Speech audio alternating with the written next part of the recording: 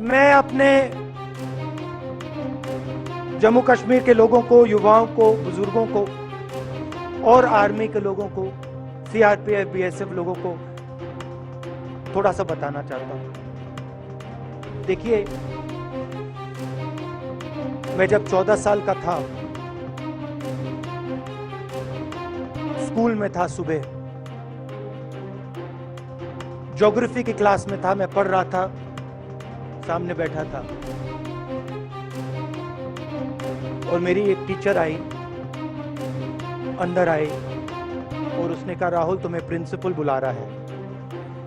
मैं बदमाश था, बहुत बदमाश था जब छोटा था। बहन से पूछ सकते हो क्या क्या करता था मैं, अभी भी करता हूं।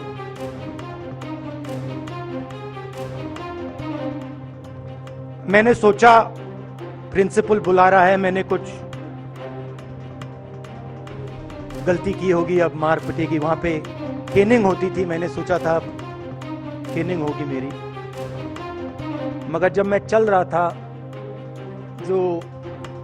जिस टीचर ने मुझे बुलाया, उसको देखकर मुझे कुछ अजीब सा लगा।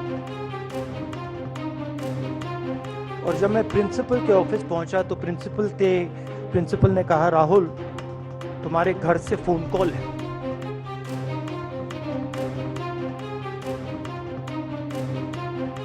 और जब मैंने उसके शब्द सुने, मुझे पता लग गया कुछ गलत हो गया है।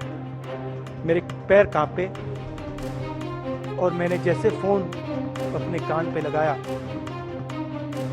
तो मेरे माँ के साथ एक औरत काम करती है, वो चिल्ला रही थी, राहुल दादी को गोली मार दी, दादी को गोली मार दी, दादी को गोली मार दी। 14 साल का था।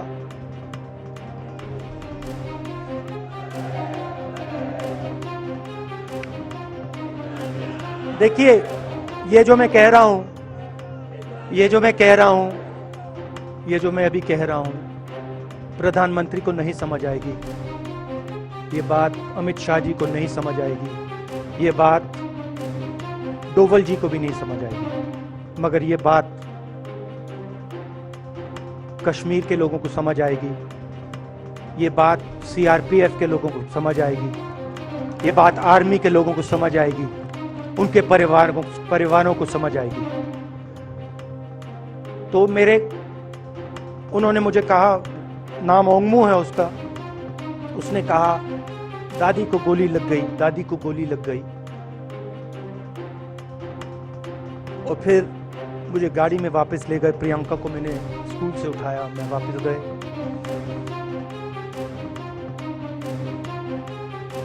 और फिर मैंने वो जगह देखी जहां मेरी दादी का खून था।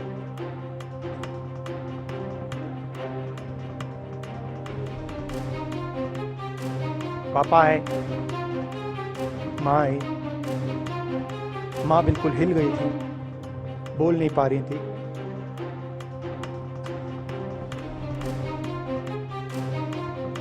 हाँ,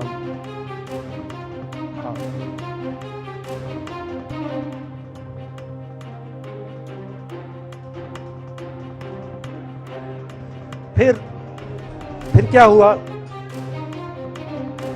तो जो हम लोग हैं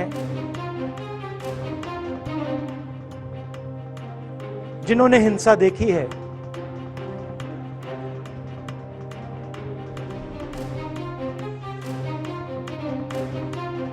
ये जो है ना, इसको हम बिल्कुल, आप सबके लिए टेलीफोन है, ये हमारे लिए सिर्फ टेलीफोन नहीं है।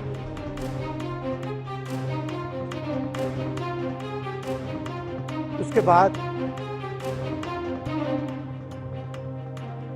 6-7 साल बाद मैं अमेरिका में था और फिर से टेलीफोन आया। 21 में टेलीफोन आया। जैसे बहुत सारे, जैसे जो पुलवामा में हमारे सैनिक मरे थे, उनके घर टेलीफोन आया होगा, हजारों कश्मीरी लोगों के घर टेलीफोन आया होगा, सेना के परिवारों को टेलीफोन आया होगा, वैसा ही टेलीफोन आया। पिता के एक दोस्त थे, उन्होंने मुझे फोन किया और कहा, राहुल बुरी खबर है। मैंने उनसे कहा, मैं जानता हूं, पापा मर गए। कहते हैं हाँ। मैंने कहा धन्यवाद, फोन रख दिया। तो मेरा कहना है जो हिंसा करवाता है, जैसे मोदी जी हैं, अमित शाह जी हैं, अजीत डोवल जी हैं, आरएसएस के लोग हैं, वो इस बात को समझ नहीं सकते हैं, वो दर्द को समझ नहीं सकते हैं। हम समझ सकते हैं। पुलवामा के जो सैनिक थे, उनके बच्चों के दिल में क्या हुआ मैं जानता हूं। मेरे दिल में वही हुआ है जो यहां पे कश्मीर में लोग मरते हैं, उनके दिल में क्या होता है। जो फोन कॉल आता है क्या लगता है, वो मैं समझता हूं, मेरी बहन समझती है।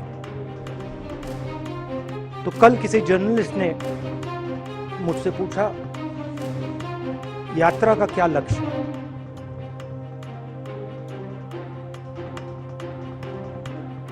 कहा कि यात्रा क्या अचीव करना चाहते हैं, जम्मू कश्मीर में क्या अचीव करना चाहते हैं।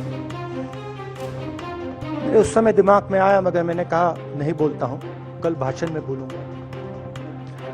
यात्रा का लक्ष्य है कि ये जो फोन कॉल हैं, चाहे ये आर्मी के हों, चाहे सीआरपीएफ के हों, चाहे ये कश्मीर के लोगों के हो, ये फोन कॉल बंद हो जाए।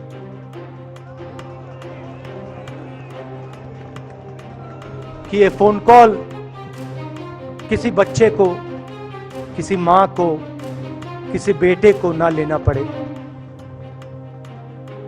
मेरा लक्ष्य ये जो फोन कॉल हैं, इनको बंद करने का है।